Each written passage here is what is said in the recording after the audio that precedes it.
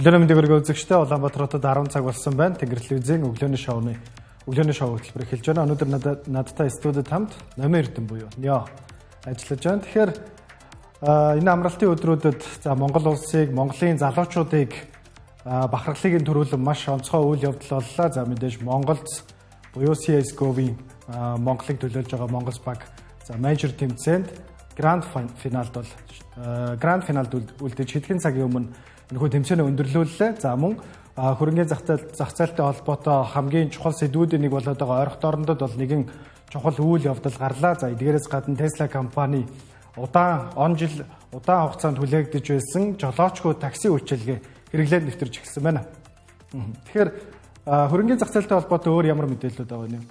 Тэгэхээр Азийн зах зээлүүд дээр бас энэхүү ойрхон дорндын асуудлаас шалтгаалan бас зарим нэгэн томоохон хөдөлгөөнүүд ихэлсэн. За энийг бол илүү шинжээчид урт хугацаанд цаашдаа бас сөрөг үр дагаврыг авчихгүй гэдгийг бол бас нэлээдгүй сэрэмжлүүлж байна. За ингээд илүү одоо урт хугацааны хөрөнгө оруулалт хийдэг хөрөнгө оруулагчид маань болохоор өөрсдийнхөө энэхүү позишнуудыг авч үлдээ. За богино хугацаанд байгаа илүү арилжааны чиглэлийнхэн бол хвчлэн бас зах зээлээс гарч ийна гэдэг ийм мэдээлэл.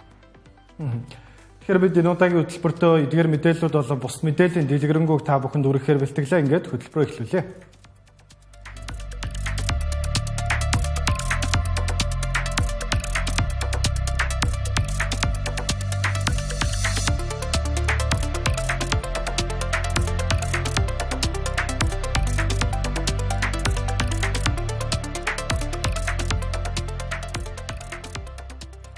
Тэгэхээр Монгол улсын багийн спорт болон e-спортын түүхэнд маш тодор бичигдэхүүц нэгэн үйл явдал хэдхэн цагийн өмнө болж өнгөрлөө. За үүнийг тодруулбал The Mongols баг CS:GO-ийн дэлхийн аварга шалгаруулах тэмцээн буюу мейжрийн гранд финалд шалгарч Vitality багийн эсрэг 2-1 харьцаатайгаар ялагдал хүлээж тэмцээний өндөрлүүллээ. Гэхдээ энэ нь манай Монгол улсын e-спортын түүхэнд гарч байгаа хамгийн том амжилтуудын нэг гэж хэлэхэд болно. За CS:GO тэмцээний хувьд бол мейжер тэмцээн жилдээ хэд хэд удаа зохион байгуулагддаг ч гэсэн дэлхийн топ багууд орж хоорондоо өрсөлддөг ийм асар том арга хэмжээ байгаа. Тэгэхээр Монголс багийн дараагийн жисэн тэмцээнүүдэд амжилт хүсээд бид нар үндсэн гол сэдв рүүгээ орцгоё.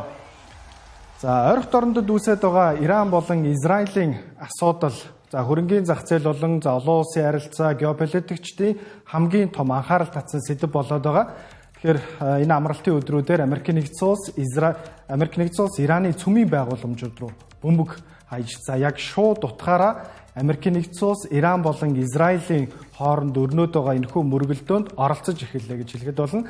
За Улаанбаатарын цагаар Бямб гарагийн өглөө Америк нэгдсэн улсын ерөнхийлөгч Дональд Трамп албан ёсоор мэдээлэл хийсэн байгаа. За тэрээр мэдээлэлдээ Ираны 3 гол цөмийн байгууламжууд болох Фордо, Исфахан, Натанз руу бөмбөгдөлт хийсэн гэдгийг бол мэдэгдсэн байна. За Ираны цөмийн байгууламжуудын хувьд бол их сурвалжуудын мэдээлж байгаа гол онцлогтой зүйл ихэвчлэн газар дор байрладаг.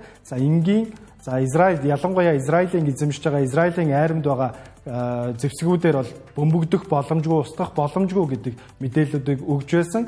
Харин Америк нэгдсэн улсын ерөнхийлөгч Дональд Трамп өөрийнхөө хийсэн мэдээлэлдээ Ираны цөмийн хөтөлбөрийг бүр мөсөн зогсоосон гэдгийг бол мэдэгдсэн байна. Тэгэхээр яг энэ нөхцөл байдал ерөн цаашдаа хөрөнгөний зах зээл дээр болон газрын төсний ханшинд хэрхэн яаж нөлөөлж байгаа вэ гэдэг нь хамгийн сонирхол татсан асуудлуудын нэг яахын аргагүй мөн. Тэгэхээр газрын төсний ханшинд бол энэхүү 2-3% нэмэгдэл бол яг одоогийн байдлаар үзүүлээд байна. За мэдээж бол яг одоогийн байдлаар зах зээл нэгдэггүй байгаа ч гэсэн иймэрхүү өсөлт харагдаж байгаа гэдэг нь бол мэдээж хамгийн гол асуудлууд нэг болоод байна. За Ираны мөн Омонтой хилэлдэг Хормузын хоолой байгаа. За бид өмнөх хөтөлбөрөөр энэхүү Хормузын хоолой нь газрын төсний нийлүүлэлтэнд ямар ач холбогдолтой вэ гэдгийг дэлгэрэнгүй тайлбарлсан. За мэдээж Азийн зах зээлийн Аз ТV-ийн 60-80%-ийг энэ Хормузын хоолойгоор дамжиж өнгөрдөг газрын төсний нийлүүлэлт. Тэгэхээр дэлхийн газрын тосны нийлүүлэлтийн 20 орчим хувь бас энэгээр явж өнгөрдөг. За өдөртөө 20 сая баррел газрын тосны нефт үйлдвэрлэгддэг байна. Тэгэхээр Америк нэгдсэн улсын төрийн нарийн бичгийн дарга Марко Рубио бүгд найрамдах хятад ард улсад энэхүү Хормузын хоолойн дээр үүсч болох үс эрсдлүүдэд аюулгүй байдлуудад анхаарал тавиач гэдэг уриалгыг мөн адил дэвшүүлсэн байна. За Хормузын хоолойгоор дамжиж байгаа газрын тосны нийлүүлэлтийн ихэнх хувь нь хятад улс руу нийлүүлэгддэг. За өнгөрсөн сард гэхэд 180 орчим баррел газрын тос олборлогдож байсан байна. За Иран улсад тэгэхэд энэний ихэнх нь бас хятад руу экспортлогдож байсан гэдэг тоо мэдээлэлүүд байна. Тэгэхээр номер эрдэнэс асуухад ер нь одоо ингээ Америкийн нэгдсэн улс бол өөрөөсөө 2-7 хоногийн хугацаанд тавьчаад ирсэн шүү дээ. Дональд Трампын зүгээс те бид нар бол хилцэл хийгээд 2-7 хоногийн хугацаа байна. 2-7 хоногийн дотор шийдвэрээ гаргана гэд өнгөрсөн 7 хоногт зарлж байсан. Гэхдээ энэ амралтын өдрүүдэд Америкийн нэгдсэн улсын зүгээс өөрсдийнхөө аль тал зогсох байр суурь бол тодорхой илэрхийлж эхлэе гэж хэлэхэд болно. Тэгэхээр энэ нь ер нь хөрөнгөний зах зээлд хэрхэн яаж нөлөөлөх вэ? Тэгэхээр мэдээж геополитикийн маш том асуудал үүсэж байгаа учраас энэ бол хөрөнгөний зах зээл дээр нэлээдгүй хүчтэй одоо дөргөл төх нь бол ойлгомжтой асуудал болж байгаа. Тэгэхээр Ормузын хоолоогоос хамгийн гол одоо дэлхийн хойд хэсгэд одоо энэхүү одоо нээлт болон за бусад одоо энэхүү ашиглалтуудыг түгээхэд бол маш том одоо юм тасалтал үүсэх ийм болзошгүй нөхцөл үүсэж байгаа. За үүн дээр бол хөрөнгө оруулагчдад илүү өөрсдийнхөө энэхүү байгаа одоо позишныг хаах, за урт хугацаанд байгаа позишн буюу өөрсдөө худалдаж авсан энэхүү бүтээгдэхүүнүүдийг бол хадгалах хандлагатай байгаа ч гэсэн за богино хугацааны илүү арилжаан дээр суурилсан энэхүү одоо позишн гэж хэлж байгаа энэхүү бүтээгдэхүүнүүдийг бол ерөнхийдөө зарах энэ хандлага руу шилжиж байна гэдгийг бол бас шинжээчд үн дээр бол тодруулж нэмж дурдж байна. За энэ цаашдаа хэрвээ урт хугацаанд одоо энэхүү нөхцөл байдал үргэлжлэх юм бол тодорхой хэмжээгээр бол хөрөнгөний зах зээлүүдээс бол одоо ассетууд буюу за мөнгөн хөрөнгүүд бол одоо гарч явах ийм нөхцөлийг бол бүрдүүлээд байна. За бид нар бас өмнөх нэвтрүүлэг дээр танилцуулсан. За хэрвээ энэ асуудал бол цаашдаа үргэлжлэх юм бол одоо техник шинжилгээгээр ч адилхан бас урт хугацаанд бас одоо илүү юм уналтын нөхцөл рүү одоо шилжих ийм боломжийг үүсгэж байгаа талаар бол харсан байж байгаа. Тэгэхээр тэр нөхцөлийг одоо яг өнөөдрийн байдлаар бол үргэлжлүүлээ явж ийн гэж харж болно. За өнгөрсөн баасан гарагтны одоо шөнөөр хийгдсэн энэхүү одоо дайралтуудаас болоод бол одоо futures буюу за яг зах зээл нэгтгэхээс өмнөх одоо энэхүү арилжааны зах зээлүүд дээр одоогийн байдлаар уналт харагдаад байна. За Азийн нөхцөл байдлыг харах юм бол Аз дээр байгаа Аз номхон далайн бүс нутаг дээр байгаа энэхүү индексүүд бол бас 1.5-аас 1 орчим хувиар бол уналттай байж байгаа. За түүнээс гадна Америк нэгдсэн улсын одоо индексүүдийн futures зах зээл бол мөн адилхан бас уналттай байгаа нь бол энэхүү нөхцөлийг бол одоо баталж харуулж байна гэж бол харж болохоор байна. За түүнээс гадна крипто зах зээл дээр бол үүнтэй холбоотойгоор бас уналтууд орж ирсэн. За өнгөрсөн баасан гарагийн энэхүү халдлагаас хойшоо бол биткойн дээр бол ойролцоогоор 5 орчим хувийн одоо уналтыг үзүүлсэн боловч за яг одоогийн байдлаар бол иргэнс хэрэгснээр 2 орчим хувийн уналтыг бол үзүүлээд байна. За түүнээс гадна Ethereum болон за бусад альткойнууд дээр бол бас томоохон уналтууд бол бас харагдаад байгаа юм. Тийм учраас ерөнхийдөө хөрөнгөний зах зээл дээр бол энэхүү нөхцөл байдал бол сөрөг байдлыг бол үүсгэж байгаа.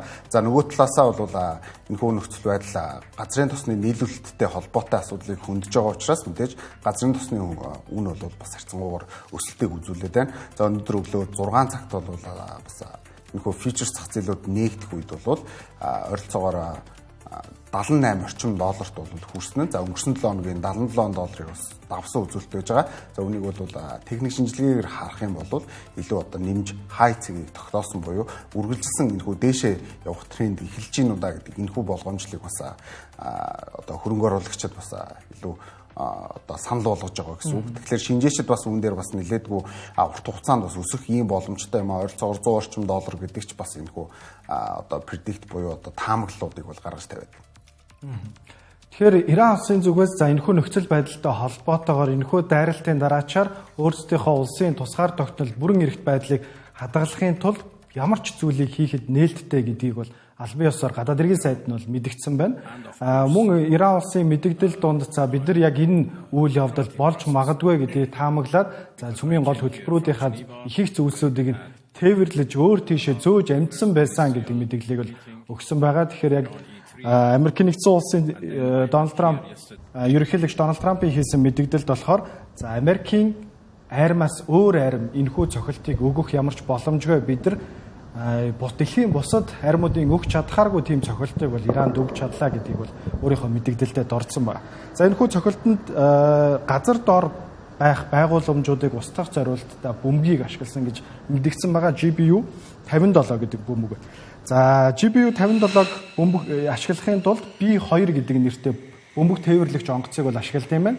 Тэгэхээр яг Америк нэгдсэн улсын зүгээс бас 10 гаруй энэхүү бөмбөгийг ашиглаж Ираны 3 цөмийн байгууламжид маш хүчтэй цохилтыг өглөө гэдэг мэдээлэл бол одоогийн байдлаар олон улсын томоохон хэвлэл мэдээллийн агентлагууд онцолж байна. Тэгэхээр энэ нь яг одоо хөрөнгийн зах зээл цаашдаа ингээд хэдхэн цагийн дараа нээгдэхээр бас ямар хөдөлгөөнүүдийг үзүүлэх вэ гэдэг нь хамгийн гол анхаарал татсан сэдэв болоод байна. Тэгэхээр та бүхэнд үргэлжлүүлээд дараагийн мэдээллийг хүргэе. За сүүлийн жилүүдэд жолоочгүй автомашины технологи бол дэлхийн томоохон хотуудад өргөн хэрэглээнд нэвтэрсээр байгаа. За тэгвэл энэ технологид тэргүүлэгч компаниудын нэг болох дэлхийн хамгийн өндөр үнэлгээтэй автомашины компани болох Tesla компани өөрсдийнхөө жолоочгүй такси үйлчилгээг албан ёсоор Америк нэгдсэн улсын Техас мужийн Остин хотод нэвтрүүлж эхэллээ.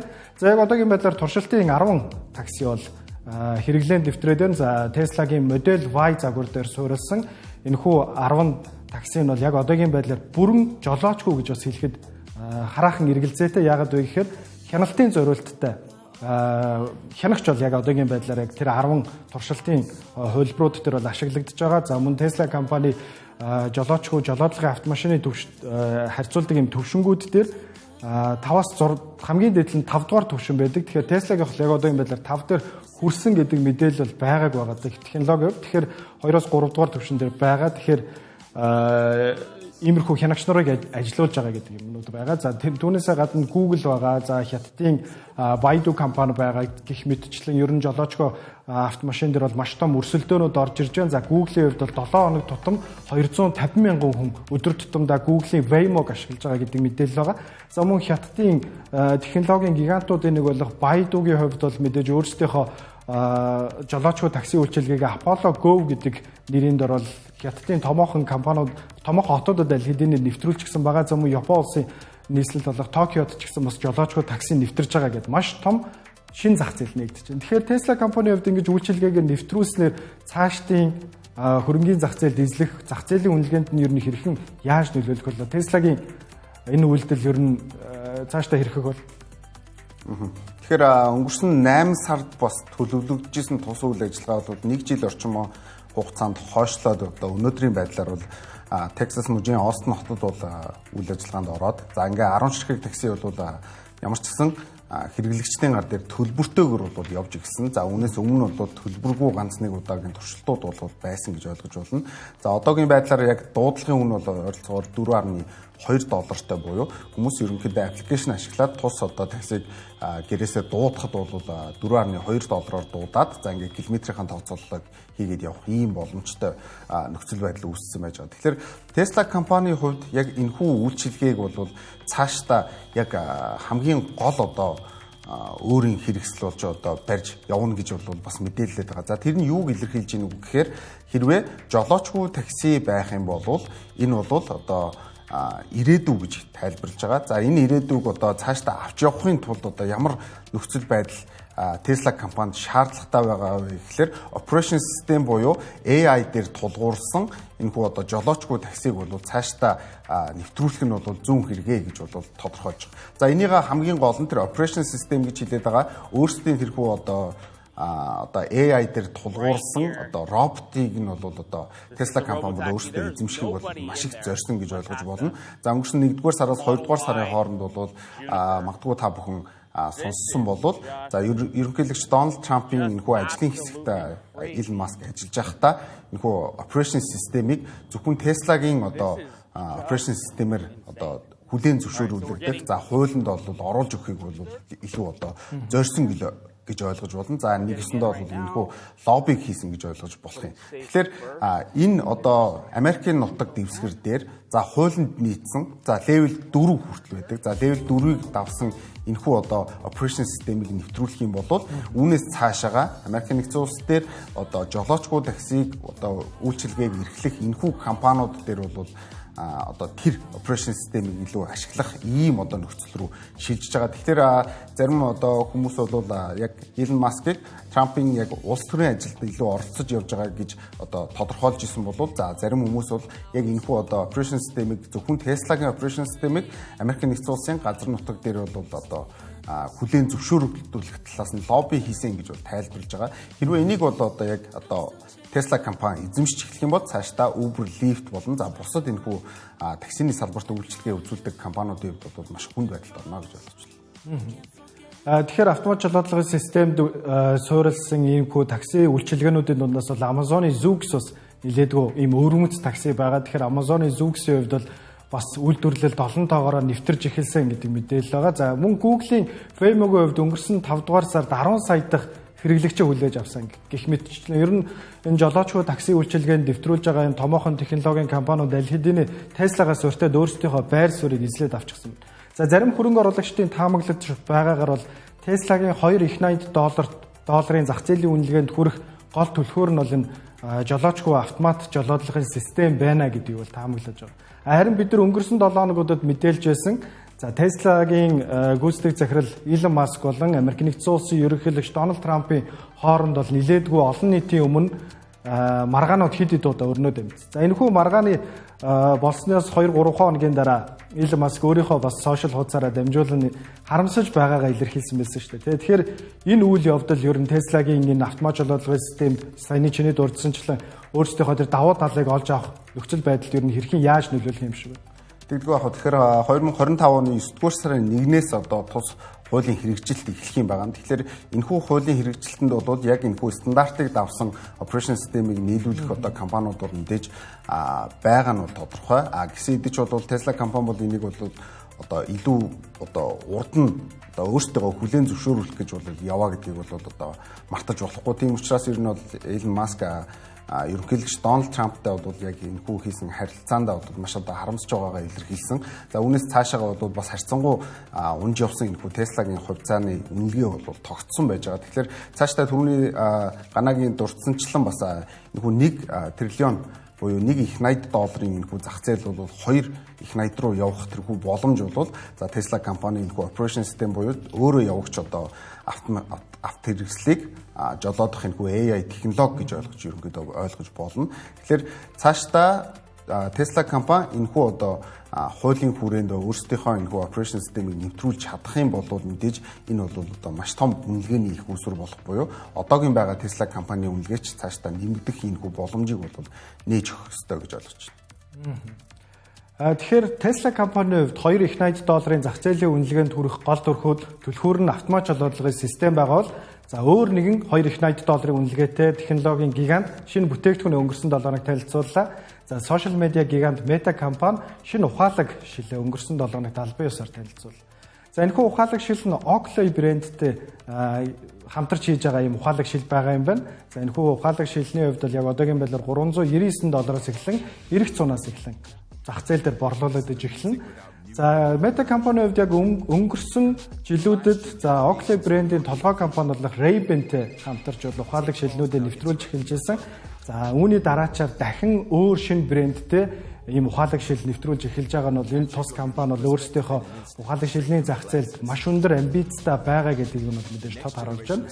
За энэхүү шилний үзүүлэлтийн хувьд бол 3K хүртэл бол бичлэг хийх чадвартай, 8 цаг хүртэл цэнгээ барих боломжтой гэх мэтчлэн бол яг хамгийн сүүлийн үеийн ухаалаг шилний үзүүлэлтүүдийг бас оруулсан гэдгээр бас илүү давуу тал болж байна. Тэгээд Meta компанийн хувьд бол борлуулалтын хувьд бол Ray-Banтэй хамтарч хийж байгаа ухаалаг шилээ 2 сая ширхэг бол борлуулсан байна. За харин энэ удаагт шинээр танилцуулж байгаа шилний хувьд бол 10 сая хүртэл борлуулах боломжтой гэдэг ийм өндөр амбицийг бол танилцуулсан байна. Тэгэхээр Meta компанийн хувьд болон за ухаалаг шилний өрсөлдөөн бол ухаалаг ийм төхөөрөмж бүтээх өрсөлдөөн бол дахин шинээр бичигдэж байгаа. За Google-ийн Google Glass гэдэг нэртэй ухаалаг шил бол 10 гаруй жилийн өмнө анх удаа гарч байсан. Гэхдээ харамсалтайгаар зах зээл дээр бас төдийлөн танигдаж чадаагүй учраас борлуулалтаа зогсоож байна. За Google-ийн гаргаж ирсэн хамгийн том алдаа нь юу байсан бэ гэхээр тухайн үед бол хэтэрхий технологийн төхөөрөмж гэдэг талаасаа байсан. За хэрэглэгчдийн хүлээж ирсэн яг тийм өвөрмөс дизайн, тэг брендинг шингээсэн тиймэрхүү зүйл байгаагүй учраас бас бүтэлгүйтчихсэн. Гэхдээ сүүлийн жилүүдэд Google-ийн бас томоохон хөгжүүлэгчдэд зориулсан арга хэмжээ болох iOV дээрээ хэд хэдэн туршилтын хэлбэрүүдээ олон нийтэд харуулсан байгаа. Тэгэхээр Google компани Google Glass бас дахин иргэн ирж магадгүй. За мөн төхөөрөмжийн салбарын хамгийн том тоглогч болох Apple компани 2026 он гэхэд хамгийн анхны за ухаалаг шилээ бас танилцуулж магадгүй гэдэг мэдээлэл байгаа. За Apple компани хувьд ягаад ухаалаг шилний өрсөлдөөнд бас давхар орж ирэх боломжтой гэж харж байгаа вэ гэхээр сүүлийн жилүүдэд Apple компани Apple Vision Pro гэдэг нэртэй VR төхөөрөмж мэдээж танилцуулсан байна. За энэхүү төхөөрөмжнийх нь гол асуудалтай зүйл нь юу байгаа вэ гэхээр мэдээж удаан хугацаанд хэрэглэхэд маш хүнд байна. За ялангуяа үнийн хувьд ч гэсэн айгүй үнэтэй байна. За Tesla-гийн ухаалаг шилнүүд, Meta-гийн ухаалаг шилнүүдийг бид нар харахад $399 юм уу $400-500 үнэтэй байгаа бол харин Apple-ийн гаргаж байгаа энэхүү төхөөрөмжүүд болохоор $2-3,000 үнэтэй байгаа. Тэгэхээр Apple-ийн хувьд бас яг Meta-тай ижилхэн ийм зах зээл дээр өрсөлдөж магадгүй гэдэг маш өндөр хүлээлт байгаа. За эдгээрээс гадна бүгд найрамдахтад ард улсын хэд хэдэн технологийн компаниуд ч гэсэн өөрсдийнхөө ийм ухаалаг шилнүүдийг үйлдвэрлэж байгаа. За тэгэхээр ухаалаг шил болон дараагийн ийм ухаалаг төхөөрөмжүүд яагаад ийм чухал байгаа вэ гэхээр сүүлийн жилүүдэд технологийн салбарт ухаалаг утасны 90 үе дуусч байна гэдэг ийм тренд явагдаж байгаа. Тэгэхээр яг энэ ухаалаг утасны орон зайг эзлэх дараагийн төхөөрөмжүүдийг ер нь технологийн компаниуд аль хэдийн эргэлхийлээд эхэлснийх нь нэг нь бол ухаалаг шил байгаа. Тэгэхээр бид нар тун удахгүй ухаалаг шилний 90 үед амьдрахад ойрхон байна. Тэгэхээр технологийн салбартай холбоотой дараагийн мэдээлэл хүргэе. За өнгөрсөн 7 хоногт Meta компани зүгээс Scale AI гэдэг нэртэй химлогийн хөгжүүлэгч стартапыг $14.3 тэрбум худалдаа авч гүйцэтгэх захирлыг нь өөрсдийнхөө игнэндээ нэгтгэж байгаа гэдэг мэдээлэл гарч ирсэн. Тэгвэл Apple компани химэл оюун цуурилсан хайлтын систем хөгжүүлэгч Perplexity компаниг худалдаа авч магадгүй гэдэг мэдээлэл цэцэгдээд байна. За яагаад ийм мэдээлэл цэцэгдэж байгаа вэ гэхээр Apple компанийн хувьд бол сүүлийн жилүүдэд химэл оюуны салбарт хэтэрхий хойрог байна гэдэг шүүмжлүүдийг бол дагуулсаар байгаа. За гэхдээ тэд өнгөрсөн сард хайлтын систем суурилсан химэл оюуны технологиг өөрсдийнхөө Safari веб бүтэцээр нэвтрүүлнэ гэдэг мэдээллийг гаргасан байна. За эдгээрээс гадна яг одоо химэл оюуны салбарын гол тренд болоод байгаа Reason буюу боддог гэдэг нэртэй химэл оюуны загваруудад манай судалгааны баг бол эргэлзэж байгаа гэдгийг илэрхийлж байгаа. Тэгэхээр Meta компани хувьд өөрсдийнхөө игнэндээ бас яг энэ Meta, Microsoft, Google эдэртэй хийж байгаатай яг адилханаар шинэ стартапыг худалдаж аваад тэдний хүний нөөц болон технологиг ашиглаад химэл оюуны салбарт яг энэ үүсээд байгаа энэ хоцрогдлоо бас арилгаж магадгүй гэдэг хүлээлт үүсээд байна. За мөн Perplexity компани хувьд бас Meta компани тус компанид санал тавьсан байгаа гэдэг мэдээлэл байгаа. За Meta компани хувьд Scale AI-г худалдаа авахаас өмнө Perplexity мөн Self Super Intelligence буюу OpenAI компани ерөнхий судлаач асан Ilya Sutskever үүсгэн байгуулсан стартапыг $32 тэрбум худалдаа авах гэрээ хэлцэл хийгдэх гэж оролцсон гэдэг тийм мэдээлэл үзэгдээд байна. Тэр яг технологийн гигант компанийн хувьд химэл оюуны салбарт өөрсдийнхөө хамтрагчийг бас ийхүү эрэлхийлсээр байна. Яагаад вэ гэхээр мэдээж химэл оюуны технологийн өрсөлдөөн дөнгөж эхэлж байна. Хэдийгээр ChatGPT одоогийн байдлаар 500 сая хэрэглэгчтэй болцсон байгаа ч гэсэн яг химэл оюунд суурилсан дараагийн топ бүтээгдэхүүний ирэлт бол технологийн компаниуд аль хэдийнэ гараад байна гэж хэлэхэд болно. Тэгэхээр үргэлжлүүлэн та бүхэн Chartmaster болон номер дүүрэх болно. Баярлалаа. Тэгэхээр бид Chartmaster болонгаар өнөөдөр энэхүү ойрхон дорнотод бодож байгаа үйл явдалтай холбоотойгоор бүтээгдэхүүнүүд дээр ямархуу өөрчлөлтүүд гарсан талаар бүгдээ харцгаая. За эхний энэхүү чарт зураглал бол газрын тосны индекс гэж байгаа. За газрын тосны индекс дээр түрүү 7 хоногт бид уналтын трендтэй яваа буюу үн илүү хямдарж байгаа гэдгийг бол одоо тайлбарлсан байж байгаа. Тэгэхээр 2023 оны 9-р сараас хойшоо явж байгаа энэхүү уналтын тренд бол өнөөдөр өглөөний байдлаар бол $78 болж бол дээшээгээ нэвтэлж гарсан. Гэсэд ч бол яг одоогийн байдлаар бол бид нар техник шинжилгээнд дээр яг эцсийн дүгнэлт өгөх нь бол арай болоогүй байгаа. За ямар ч гэсэн энэхүү гарах дээшээгээ өсөх энэхүү сонирхол байгаа гэдгийг бол энэхүү зураглалаас харж болно. За яг одоогоор бол candlestick бол иргэн одоо энэхүү явж исэн channel буюу доош унааныхаа трендийг бол одоо иргэн орсон нөхцөл байгаа. За гисэн хэдий ч нөхцөл байдал сайжрахгүй байх юм бол мэдээж газрын тосны үнэлгээ бол өсөх нь бол тодорхой. Ормосын хоолойтой холбоотойгоор энэхүү одоо дэлхийн хойд хэсэгт хүрдэг энэхүү эрчим хүчний хамгийн гол үүсвэрүүдийн нэг бол цаашдаа үнэтэй болох боломж нь бол бий болсон гэсэн ойлголтыг бол ярьж болно. За хэрвээ энэ цаашаа нэвтрээд $80 орчим дээр гарах юм бол бид нар трендийг эргэж ийн гэдгийг бол ерөнхийдөө батлах одоо энэхүү нөхцлүүдийг бол хайж болно гэсэн үг. За ямар ч гэсэн өмнөх хай тренд буюу өнгөрсөн одоо 1-р сард хурж исэн энэхүү одоо $80 орчим бол дээшээ сэтэлж гарах юм бол буцаж ирээд одоо тест гэж хэлдэг. За энэхүү явж исэн трендийг 1-р шалгах асуудал. За 2-дугаарт бол энэхүү өмнөх хайцыг дээш нь бол шинжилж тогтоох шаардлагатай байгаа. Хэрвээ ингэх юм бол техник шинжилгээ талаас нь цаашдаа бол өсөлт байна гэж бол тодорхойлоход бол боломжийн болж эхэлнэ гэсэн үг. За түүнээс гадна нэг өдрийн 50 өдөр болон 200 өдрийн харьцуулсан одоо график зураглалыг харъя. За moving average гэж хэлдэг. Хөдөлгөөнт дундаж гэж хэлж байгаа. За ингээд 50 өдрийн нөхцөл байдал бол илүү хурцаар илүү дээшээгээ эргэж байгаа нөхцөлийг бол та бүхэн харж байна. Хэрвээ цаашдаа 200 өдрийн дээшгээ кросс хийж гарах юм бол golden cross гэж нэрлээд энийг юу гэж хардаг вэ гэхээр өсөлтийн тренд үргэлжлэх нөхцөл юм а гэж бол одоо тодорхойлдог. Тэгэхээр энэ бол илүү одоо техник шинжээчдийн хувьд бол одоо маш одоо ойрхон байдаг, үргэлж хэрэгэлдэг ийм одоо түүл гэж ойлгож болохоор байгаа. Тэгэхээр ямар ч гэсэн газрын тос дээр бол бас үргэлжилсэн ийм дээшээ явах трендийг бас эхлүүлж болзошгүй нөхцөл байдлууд харагдаж байгаа учраас энэ дээр бол техник шинжээчд илүү олон конфирмашн хайж хүлээх нь бол чухал болж байна. За үүнээс гадна Азийн зах зээлүүдийг бүгдээ харцгаая. За энэ бол 15 минутын чарт. За яг энэ нөхцлөөс хоошоо буюу энэхүү улаан кандлстикээр бол өнөөдөр өглөөний зах зээлүүдийн нээлтийг бол харж болохоор байна. За мэдээж амралтын өдрүүдээр болсон энэхүү орох дорнодын асуудалтай холбоотойгоор бол Азийн зах зээлүүд дээр бол бас зарлалтууд үүссэн байгааг бол энэхүү нөхцлөөр бол харж болно. За Nikkei 225 индекс бол яг одоогийн байдлаар тэг 148% уналттай байгааг харж болж байна. За үүнээс гадна Хонконгийн Хансенг индекс бол байна. За Хансенг индексийн хувьд бол харьцангуй бас иргэн уналтыг бол нөхөх хандлагатай болж орж ирлээ. Тэгэхээр яг одоогийн байдлаар бол хасах тэг 153% уналттай нөхцөл байдлыг бол харуулж байна. За Kospi индекс буюу Солонгосын хамгийн том индексийг бол харж болохоор байна. За ямар ч гэсэн 3022 одоо үнэлгээнээс бол доошоо 2900 болтлоо өмсөн боловч за яг одоогийн байдлаар бол иргэн бас нөхөлтийг хийснээр хасах тэг 163% бас өсөлтийг бол үзүүлчихсэн харагдаж байна. За нэг удаан өсөлттэй байгаа нөхцөлийг бол Австралийн ASX 200 индекс бол харуулж байна. За 200 индекс бол өглөөний 6 цагаас хойш тасралтгүй унсан. За ингэснээр 8400 орчим үнэлгээн дээр хүрсэн. За үүнээсээ цаашаа бол одоогийн байдлаар 8421 дээр ирсэн буюу хасах бас тэг 163% бас уналттай.